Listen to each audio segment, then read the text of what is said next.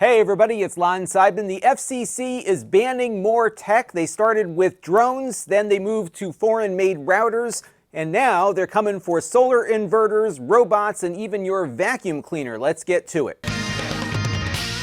Now today's video is being brought to you by Upside. Upside is a free app that gets you cash back on gas, restaurants, and grocery stores.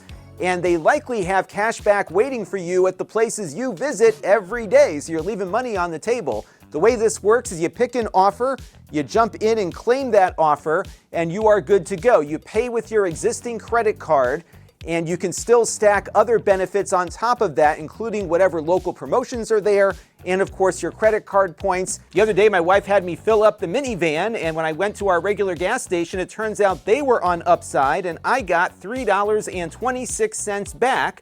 I can take that money and throw it right into my bank account or purchase a gift card from a number of popular retailers. Upside has given back $1 billion to its users, and to find out how much you can earn, download the free Upside app and use promo code LonTV to get a $10 bonus on your first purchase. That's an extra $10 on top of the cash back you're already receiving. You can use my promo code LonTV. I want to thank Upside for their support of the channel. Now, Congress gave the FCC very broad authority to maintain this covered list, and the FCC has very broadly applied their authority to this list. So what you'll see here is that most of the things that they're banning are items that come from any country overseas, not just China. Congress granted additional authority to ban Autel and DJI products from the market, not just drones, but anything that might allow any type of surveillance, including blogging cameras, as you'll see in a minute.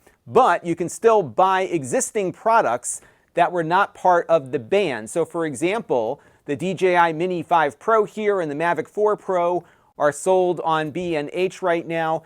DJI can continue selling these products legally because they were released before this ban took effect. Anything new will not be approved by the FCC. And the same is true of some of the other products that are part of this most recent action here. So for example, you can still get yourself a power inverter made overseas or a vacuum cleaner made overseas, but any new products will be banned from sale until the company applies for and gets a waiver from the FCC. And we'll talk more about that in a little bit. Now, in the case of DJI, they tried to skirt around the restrictions that were applying to their company by setting up shadow companies called Skyrover and Xtra. Xtra was selling the handheld cameras and Skyrover was selling drones. The FCC has now added these two companies to the mix here. So for example, I was hoping to pick up a new Xtra camera here, the Xtra Muse 2 Pro, which is essentially the same device as the DJI Pocket 4. And because the Pocket 4 Pro and the 4 are devices that fit the description of a surveillance device according to the law, the FCC was not going to allow the DJI version of the product to be imported, but they were hoping to put it under this Xtra label and get it into the US that way. But the FCC has caught up with them and will not be allowing this product into the US either. Xtra was actually taking deposits for the camera. I put in a $20 deposit because I was hoping to get one of these cameras for my CES trip. And I got this email the other day saying that they are refunding the deposit and we will likely not see the cameras arriving to these shores at all. Now, you can still buy one overseas and bring it over for your own use, but you can't bring them in to sell them in bulk. And of course, you can probably find gray market devices on AliExpress and other sites if you're trying to get one, but of course you'll pay a premium for that. So let's take a look at the new items that were added to the covered list. And if you go to Lon.TV/covered list, you can get the most up-to-date version of the documentation at the FCC if you're a nerd like me and want to follow this. So let's zero in on the two newest items here.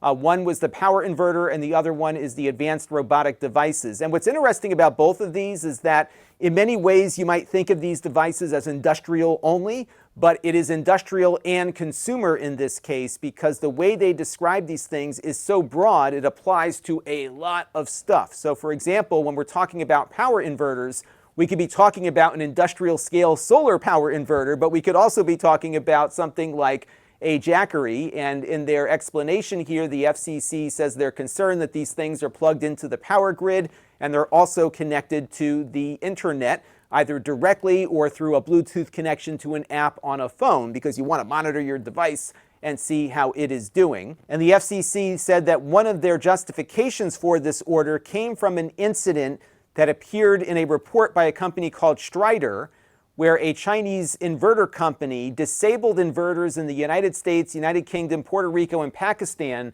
following a dispute with a distributor. So apparently, these power inverters were in operation. The company that the users had bought the inverters from had some dispute with the manufacturer, and the manufacturer just cut them all off, apparently.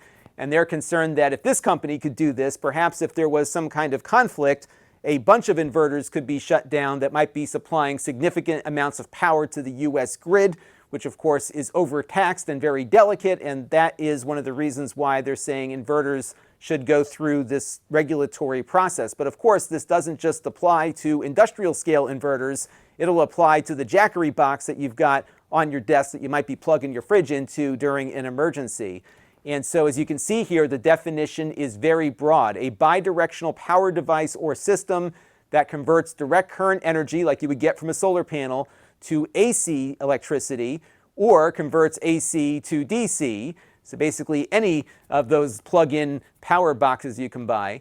And they also mentioned that the device has to have components that enable remote communication either through Wi-Fi, cellular, Bluetooth, or similar connections. So for example, your Jackery box here that you hook up to solar panels would be part of this order, just not the existing ones. But if Jackery ever makes any change to their product, it will have to go through this process. And if the company does not get granted a waiver, their products can no longer be sold here in the United States. So where do the robot vacuums come into play? Well, that is defined in the other order that was issued on July 27th. And here the FCC says that advanced robotic devices that include four-legged quadrupeds, bipeds, wheeled and tracked vehicles, basically any type of robot that can move, represent a risk to national security, and the FCC needs better eyes on the whole supply chain process. In their definition of an advanced robotic device, they once again say that it includes autonomous mobile robots, humanoids, quadrupeds that are capable of locomotion, obstacle avoidance, navigation, or movement on the ground, operates at a distance from the human operator. It weighs more than 4.4 pounds, so you might be able to get your vacuum cleaner to weigh a little bit less and not fall under this order. And they're also requiring the order apply to anything that has a sensor capable of perceiving its environment, if it has any kind of Bluetooth, Wi-Fi, cellular, or satellite connection and can transmit data at 200K bits per second in either direction, and has software running locally or remotely, including firmware and AI machine learning model weights that control the robot's autonomous navigation or movement, data collection, and or remote control. And of course, this can apply to just about any robotic device you'd use in your home, including a vacuum cleaner or a floor mop. So what does the waiver process look like for trying to sell your product here in the US? Well, it's very similar to what we saw with the router process from a few weeks ago. The first thing is that you have to have a very detailed manufacturing and supply chain disclosure of all of the components in your device, along with where the software and the firmware came from. But more importantly, you have to come up with a U.S. manufacturing and onshoring plan. And without these two big things, the FCC is not going to grant you the ability to continue selling your new products here. And it looks like a number of companies in the other areas that are under FCC regulatory action are beginning to get waivers. So on the left-hand side of the screen here, we have the list of drone waivers, and on the right-hand side, we've got the router waivers. And so on the router side, you can see that Netgear and Adtran and Eero and Nokia have all been granted waivers. One name that stood out for me on the drone list on the left-hand side of the screen was the Flock Group. This is the same company that makes those infamous Flock cameras that are in the news, spying on the public all over the country. Well, apparently they have a drone, and apparently that drone is not made in the US because they had to apply for a waiver to continue importing that drone. And the FCC granted that waiver on June 12th of 2026. And this list is constantly updated, so you can check it out and see who else is being granted waivers to continue bringing these products into the country. One thing that strikes me, though, is that the FCC was very quick to approve a drone that spies on the public, and also very quick to deny the public the ability to generate and store their own power with an inverter. Make of that what you will. That will do it for this one. Until next time, this is Lon Seidman. Thanks for watching.